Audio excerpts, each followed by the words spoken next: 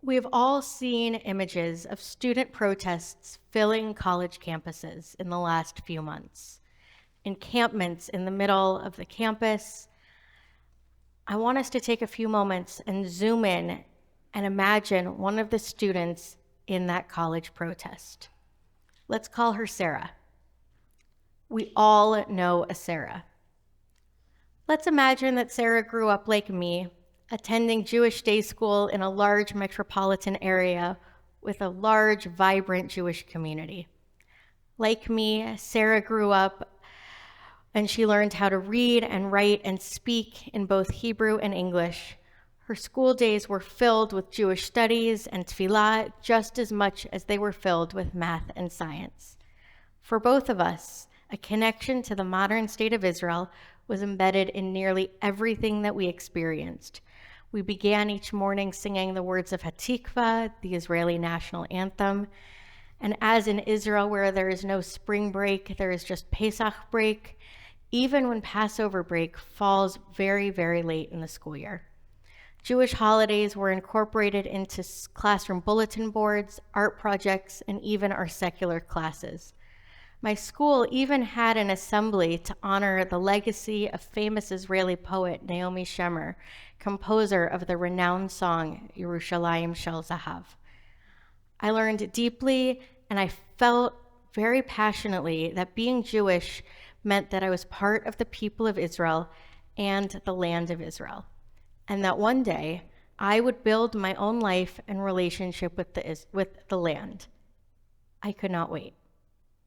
Years later, I relive those lessons and feelings each day as I watch your children jumping around in the Kehillah Center and here in our sanctuary as they proudly sing the words, Am Yisrael Chai, the people of Israel live. The best part of my work is knowing that my relationship to the land, the state, and the people of Israel has led me to instill that same exact love into the next generation. But Sarah, she doesn't feel the same way. We had the same upbringing, learning and experiencing Jewish life, perhaps even more than the average American Jewish child. But something changed for Sarah when she went to college.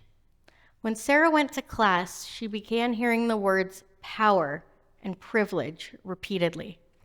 And her mind opened up to what the brilliant Dr. Rachel Fish, who serves as special advisor to the Brandeis University Presidential Initiative to counter anti-Semitism in higher education, she describes it as a toxic stew of post-colonialism, post-nationalism, and postmodernism. While these are important stories and lessons, they come from other places and periods of time, and they are not exactly favorable towards us when placed like a template on the story of Israel and her establishment. And more importantly, they don't tell her story. But Sarah, she took those misguided lessons from her classes to heart. She started believing her instructors when they said that all Western civilizations were inherently destructive and dangerous to vulnerable populations. Sarah learned and began living by the theory that there is no singular truth in life and that everything is debatable through the truths of lived experiences. In these educational and social spaces, Sarah was encouraged to celebrate minority communities, to lift non-majority voices in our midst, which is certainly a commendable effort. But along the way, Sarah forgot about her own community. Over the last several decades, American Jews were taught not to look so closely at our ethnic roots, but rather to focus on the color of our skin. We quickly became white and forgot how persecuted we used to be. No longer was Sarah the granddaughter of Holocaust survivors. She recast her identity into the black and white narratives that she was exposed to. From her research, Dr. Fish understands this behavior to be common amongst college students. As someone from an upper middle class family who attended private school, Sarah suddenly recognized her privilege and would never want to be seen as immoral or racist. But we must understand, this is not a departure from Sarah's upbringing. She was raised to be caring and compassionate and Sarah wants to be on the right side of history. For many college students, it is easy for the lessons learned in class to shift into conversations about what is happening in Israel today. For many, this is straightforward. There are good guys and there are bad guys. And the Israelis are a powerful, oppressive force who displaced Palestinians, the innocent victims. And if you believe anything else, you are immoral, you are racist. But the problem is that the history of Israel and her neighbors has always been more complicated than this narrative, but it quickly oversimplifies into some slogans. Suddenly, Sarah had an epiphany. She felt her eyes were open to things she had never seen before. She had many questions. Why had no one told her these things before? Why hadn't she seen this side of Israel while traveling with school? Did the rabbis and teachers that she loved and respected so much lie to her? And if so, why were they lying? Why did no one tell Sarah that we were on the wrong side of history? Sarah felt betrayed. She began to think that until college, no teacher, no rabbi, not even her parents would tell her the truth, that Israel is in fact a powerful oppressor, that the Israeli government is guilty of treating a minority population with violence and without compassion, and that our entire Jewish education had been a facade to make us complicit in continuing this inhumanity for another generation. For Sarah, Yom HaAtzmaut was no longer a joyful day to celebrate the miracle of Israeli independence, but instead, it became a somber commemoration of the displacement of the Palestinian people from their homeland. Somehow, we became Pharaoh in our own story. The vision of Israel as an ingenious people who made the desert bloom transformed in her eyes into seeing Israel as a force not for good innovation, but for evil exploitation. As an emerging adult, Sarah felt a deep sense of shame. She was embarrassed that she had not known these things, and she was angry that the values she was taught were not actually lived by the people that she trusted most, that Israel and all she stands for is antithetical to the Jewish values that we learned as children. She came to believe that if we, in fact, were to live according to the values that we were taught, we need to stand up for the innocent Palestinians and against the Israelis. And so she did.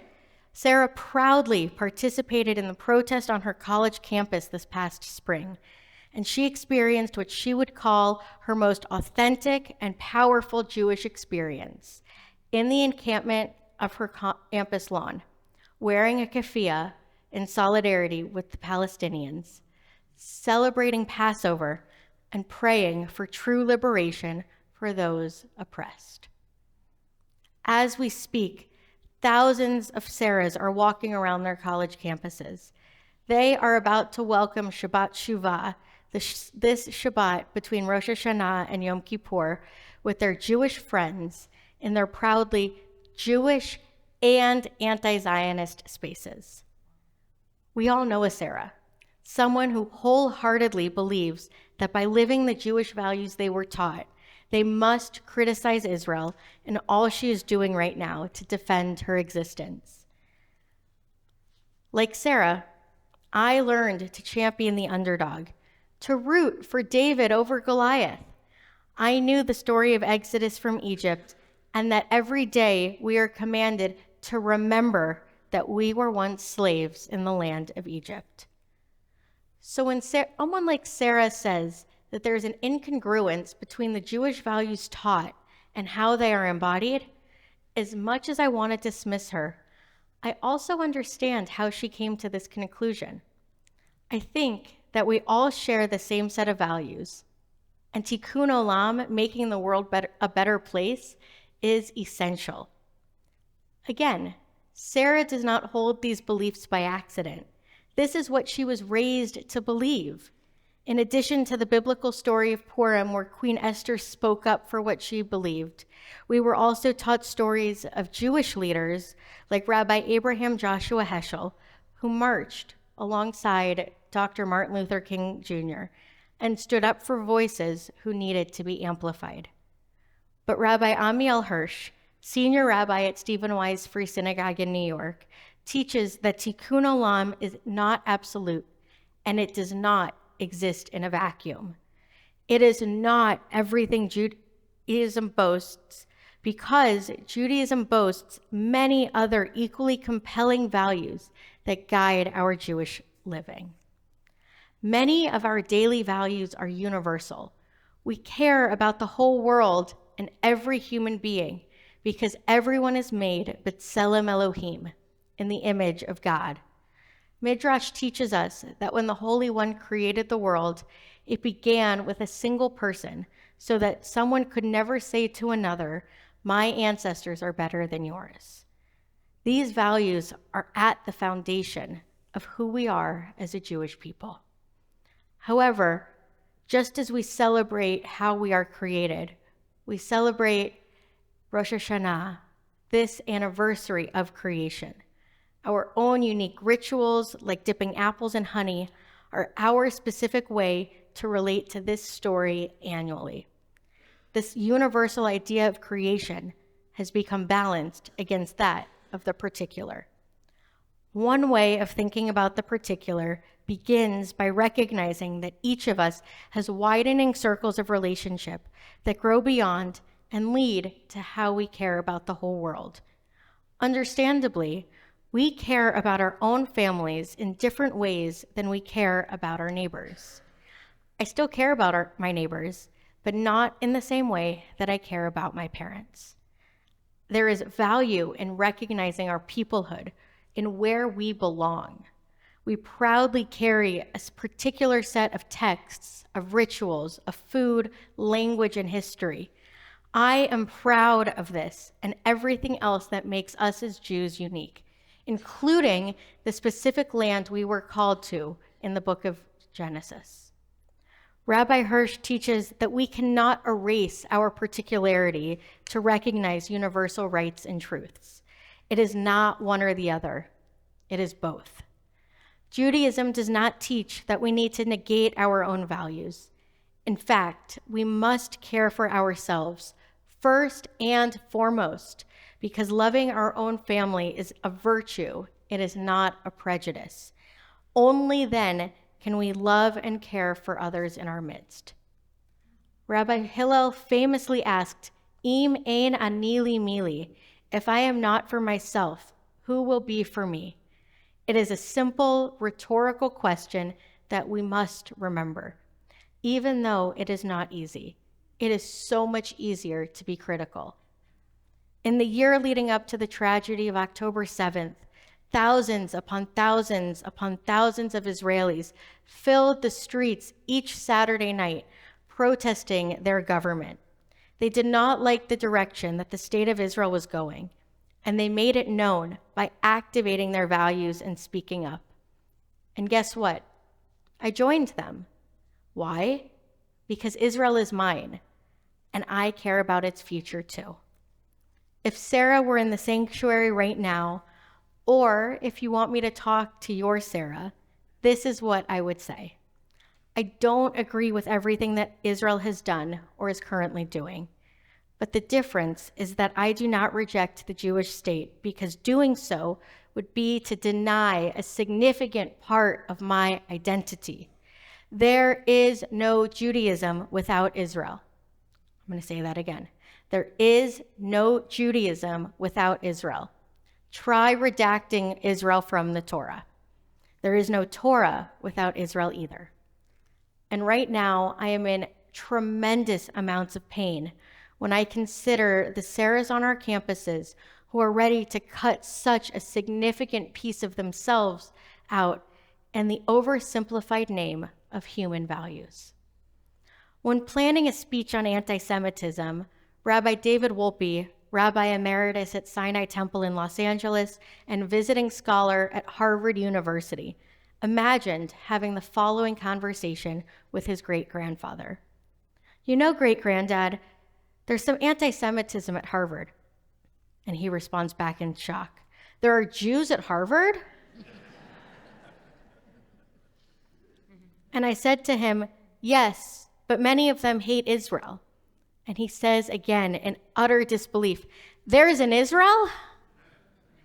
Not long ago, dreams of a Jewish homeland were just that, dreams. In 1902, Theodor Herzl, the founder of modern Zionism, envisioned the state of Israel as a liberal, economically vital, and inextricably linked to the rest of the world. Today, we have the privilege of living in a world with a liberal and economically vital state of Israel that is a global leader in medical, technological, and agricultural innovation. There is so much in the land of Israel to be proud of. One of the miraculous things about Israel is that these victories in the state are our victories. And that's not to say that Israel's perfect, but she is a country that ought to be afforded the same recognition as other countries, which includes the right and the moral obligation to defend herself. As an American, I support Israel's right to exist, just like any other sovereign country. And as a Jew, I know that this is critical to remember that our relationship with Israel is based on the promise of a sustained relationship with God. Israel is just as central to Judaism as God and Torah. That is why, Sarah, I am glad that you are proud of your Judaism. I want to continue listening and understanding your perspective. But just because I listen and I understand does not mean that I agree. We must not only remember, but celebrate what defines us as Jews. We are responsible for ensuring our safety, our security, and our future as a unique people. My heart breaks over the prospect of losing our land, which means losing our people and our future. That is the central problem with only focusing on universal values. Becoming everything in general means becoming nothing in particular. It is now the year 5785. This is not the time to lose sight of the covenant that our ancestors built with the Holy One. We need to recognize the critical role of the State of Israel in ensuring our existence for future generations. Standing with Israel means embracing the essence of who we are, a people with a homeland, embodying our dreams, struggles, and triumphs. May Israel continue to be in our heart, where our history and our future intertwine. May our legacy be that love for Israel does not negate compassion for others, but rather strengthens our commitment to justice and peace. Let this be our blessing. Am Yisrael Chai.